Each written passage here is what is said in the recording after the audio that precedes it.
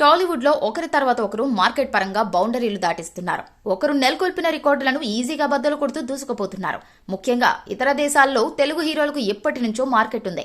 అయితే కొన్ని సినిమాలు ఎవ్వరూ ఊహించని కొత్త రికార్డ్స్ క్రియేట్ చేస్తున్నాయి. అలా జపాన్ లో బాహుబలి పెద్ద విజయాన్ని సాధించగా RRR అంతకంటే పెద్ద విజయాన్ని సాధించి అక్కడ ఇండియన్ సినిమాలకు సంబంధించి అన్ని రికార్డులను బద్దలు కొట్టేసింది. అయితే ప్రభాస్ నటించిన కల్కి సినిమాని జపనీస్ లో అనువదించి బాగా ప్రమోట్ చేసి రిలీజ్ చేశారు. కానీ అది అక్కడ ఆశించిన ఫలితం అందుకోలేకపోయింది. రిలీజ్ తర్వాత దాని గురించి పెద్దగా డిస్కషనే లేదని చెప్పాలి. అయితే ఇప్పుడు జపాన్ లో అదృష్టాన్ని పరీక్షించుకోవడానికి జూనియర్ ఎన్టీఆర్ సిద్ధమవుతున్నారు. ఎన్టీఆర్ దేవరాజ్ జపనీస్ లో మార్చి 28న విడుదల కానున్న విషయం తెలిసిందే. ఈ సందర్భంగా మూవీ మేకర్స్ ప్రమోషన్స్ కార్యక్రమాలను మొదలుపెట్టింది.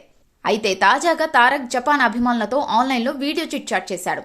త్వరలోనే తారక్ జపాన్ కు వెళ్లి సినిమాను ప్రమోట్ చేయనున్నాడట. తారక్ RRR చేయడానికి ముందే జపాన్లో కొత్త గుర్తింపు సంపాదించాడు. అయితే కల్కి లాంటి విజువల్ వండర్